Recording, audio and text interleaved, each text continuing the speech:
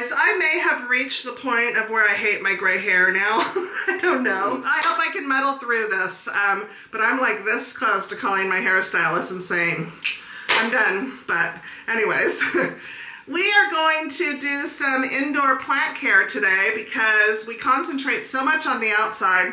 And I know that many people have indoor plants or want indoor plants and they think they don't have a green thumb so they can't grow them.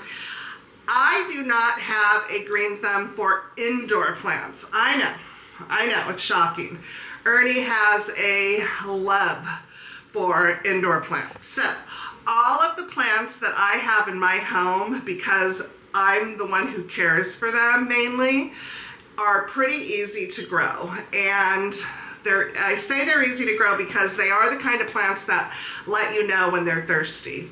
So every plant that we're going to be working with today is a plant that anybody can grow, and they will grow beautiful and they will grow big. As long as you water them and feed them on a schedule, then they will grow for you and just make a beautiful statement in your home. We're going to be transplanting one. Well, I shouldn't say transplant. We never ever got this plant into a pot when we bought it, and it's suffering. He's suffering. It's Phil number 1. And so I need to get him, we bought a big pot for him, so we need to get him planted up. I'm going to show you guys how I bathe my plants. Yes, it's true. I bathe my plants. And we're going to give them some vitamins today. There are some plants that are looking a little iffy, and I want to make sure that they have some extra energy at the roots to help them along. So they all look good, but there are some little spots here and there that I want to take care of. So hopefully today's video will be informative for indoor plants for you all. And if you are somebody who's afraid to go out and buy yourself a plant, by the end of this video, you will run out and get yourself a new house plant. I'm going to be putting the names of the plants on the screen, so if you see one that you like, you're able to write it down or screenshot it, and that's it. You probably saw a shop button at the beginning of this video, and that is because I have linked the product we're going to be using to feed the plants for you all, so that you're easily can just click on that and buy it. If you missed that, that's okay. It's in the description, and you guys will be able to purchase that if it's something that you really want to get. So with that said, let's get into today's video. Okay guys, I'm going to go ahead and start by pulling all of my small plants into the kitchen sink. This is something that I do every week. Pull them into the sink. I have a place where I can give them a shower using the faucet. I just do a light shower over them just to make sure to get all of the dust off of them. And I'm also able to water them and let them drain really well in the sink. I also like to make sure that my plants pee, so I like to fill them up with water and hold them up and make sure they're peeing out the bottom. We're going to be using the SUPERTHRIVE, which is the same exact product that I use to help my butterfly bush in the backyard. We're going to go ahead and prepare that.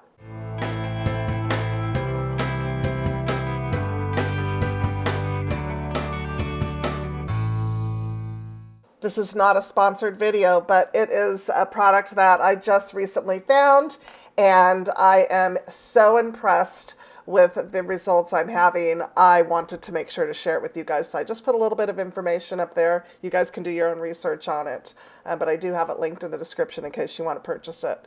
I did notice that it's on Amazon. It's pretty much at any garden center is what I've noticed, at least in my area. So we're just going to give every plant a little shot of this, and like I said, after I do this, I like to kind of hold the plant up and make sure that it's peeing out the bottom.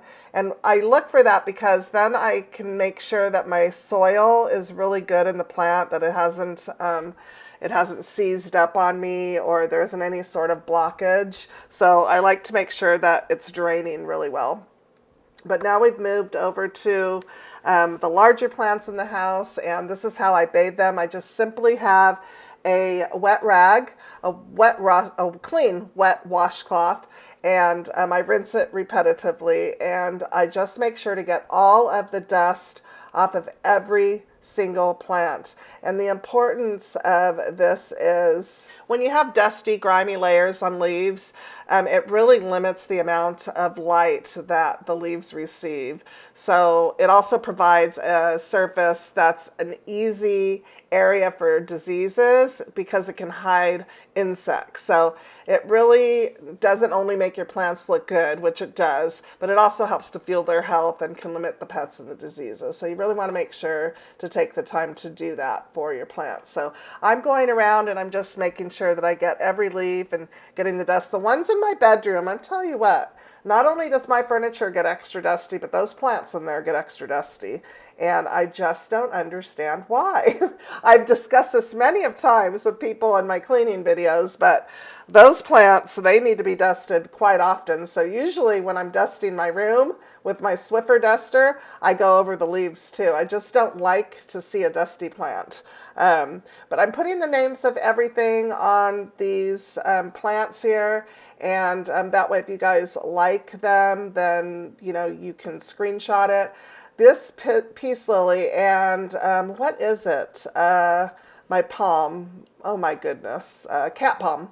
You're going to see here in a minute in my room. They do really well. They don't get a ton of light. Now, they only get the light from the windows in my room. Right now, I'm cleaning, so I have the overhead lights on in my room, so it's never this bright.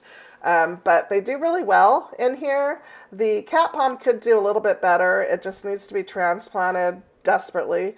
This tree should be, when you see it in a minute, should be about 6 to 8 feet. I think it caps off at 6 to 8 feet tall. Now we could grow these outdoors in San Diego, but here they're indoor plants.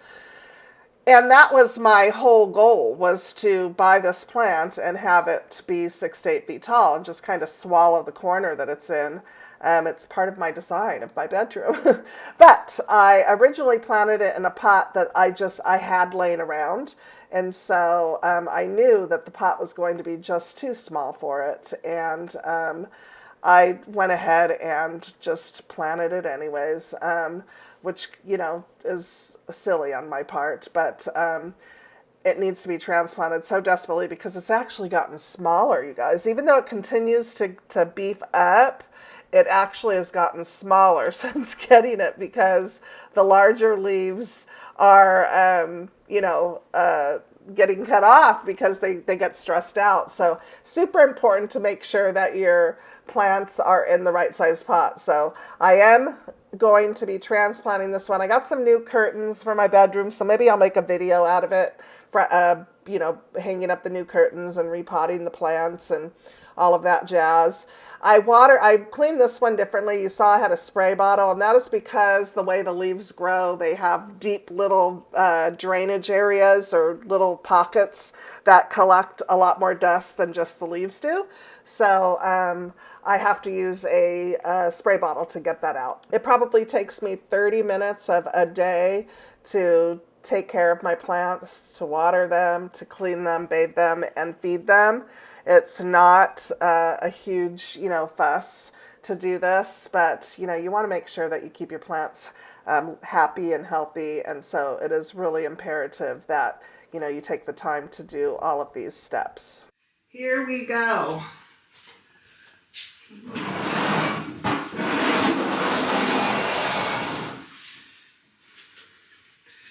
I bought one of these heavy-duty plant saucers to put the pot on, and I've got a nice size hole in the bottom. I'm going to have to lift this up. Ooh! There we go. I have a nice size hole in here, so what I'm going to do, I'm going to take a coffee filter and just place it down inside, just like that, so that my soil doesn't fall through, but the water can get through.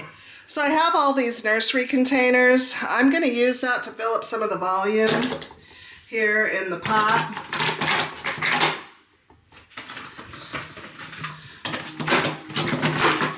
Just like that. You could use plastic bottles, like water bottles. You could use 2-liter bottles of soda. Just make sure to pop some holes in them so that the water can still make it through. That took up a good amount of volume there, so I'm happy with that. So what I'm going to do is go ahead and place Phil inside the pot and position him where I want. Now that I got Phil positioned, and I might have to turn the pot a little bit, I'm going to leave the pot that he came in from the nursery in there, and I'm simply going to add the soil around the sides and create my planting pocket.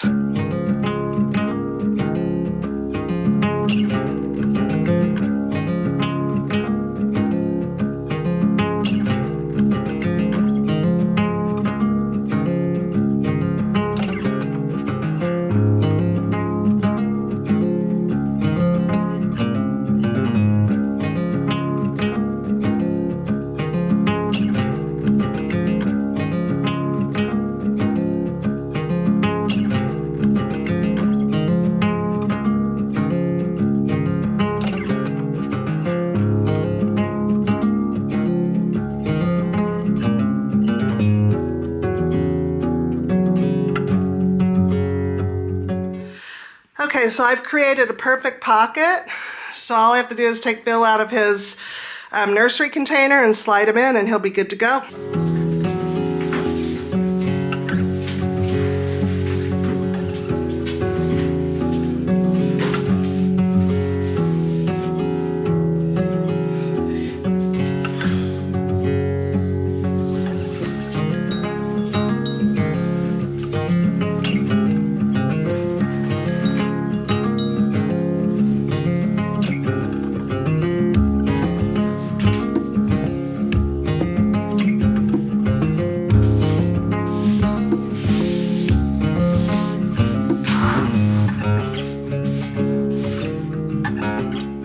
Feel like Phil is flopping over a little bit, so I grabbed a couple stakes and some garden tape. I'm going to try and stake him up, see if that doesn't help. I don't want him to die.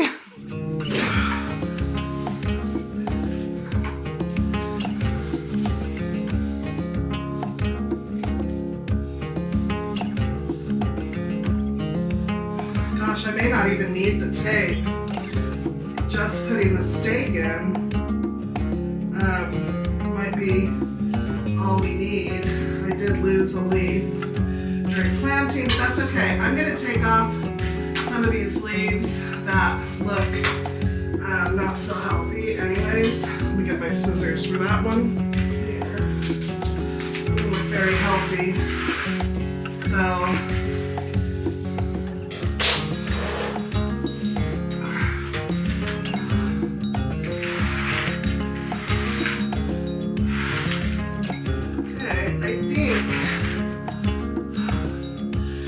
cutting off those back ones. There's one right here too. I don't like the way this one looks either.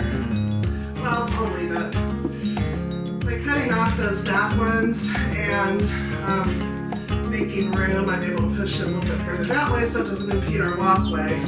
But we will see. So because SUPERTHRIVE is really good for transplanting, I'm going to go ahead and add the rest of what I have made. And that is it for Phil. Okay, Phil, do your thing. Okay, now we are moving on to the two plants that I said are not easy to grow.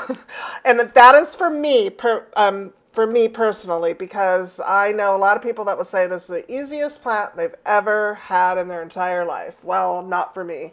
But these two that I got happen to be doing really well. This one especially. Now, we're going to talk placement in a minute. I'm going to show you the other one as well. This one sits away in a very bright room that's bright every day in my office in a corner away from the window. So it gets a lot of bright light. I don't have one issue on one leaf. It is perfect. It hasn't gotten any bigger, but because they are still in the garden container pots, I still need to transplant these guys. They love, love, love light. The more light, the better. They like ample light, but it's indirect light. So you don't want them in front of a window. So I think that is the issue with this one. But we're going to clean it up. You always want to make sure the leaves, especially on this fiddle fig leaf, you want to make sure your leaves are clean on these especially, because they love the light. So you want to make sure their leaves are able to absorb as much as possible. But I do believe we're going to go ahead and give some SUPERTHRIVE to this and to the other one. I decided to go ahead and do that.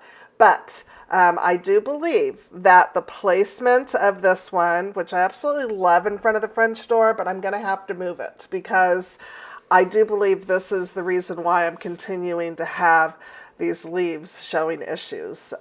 So I am going to have to move it, which is kind of a bummer. I'm going to have to find something else for right here because I just love having a plant here. So, you know, we're going to go ahead and take care of it, but I do want to let you know that if you buy one of these, absolutely 100% transplant it. I have not done that yet because, like I said, I want pots, and I would love pots that look like baskets, and they love a lot of indirect sunlight, and they're pretty resilient. Like this one, look how beautiful it is, and it's just fabulous. So that is what I have to say about the fiddle fig leaf. So there you go.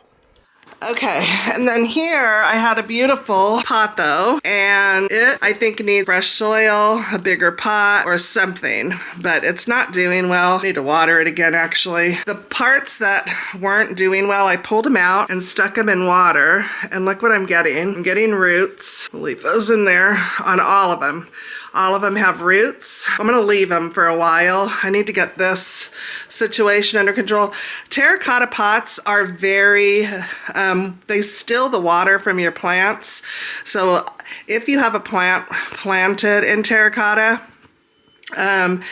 it will rob your plant of water. So you need to water it more often. And it's not that it doesn't get plenty of light, because it does. It gets plenty of light here. Open those up. I just forget about it, you know, so I need to give him some SUPERTHRIVE, and I need to find another pot. I don't have a hole in this one, so I need to find another pot, and that way I can plant these guys in there, and maybe, you know, it'll grow for me. But it is getting some new growth on it, so that's good.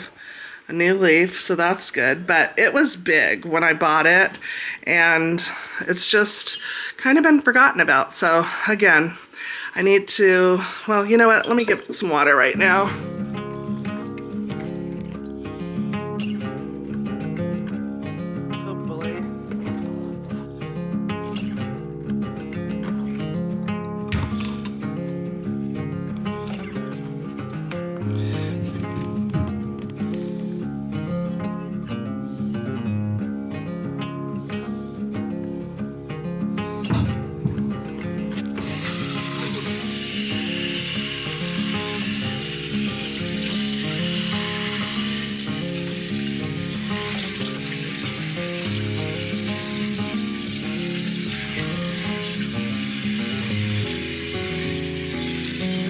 I try and remember to water the outside of the pot so that it's full of water and it doesn't spill from the soil. So I try and remember to do that when watering in a terracotta pot. If you can't bring your plant in a terracotta pot to the sink, use a spray bottle. But terracotta is very thirsty. It's not the best choice for plants, but I do love the look of it.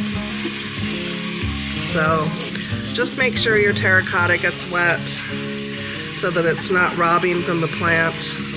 When you water it, every once in a while, it's not a bad idea to take a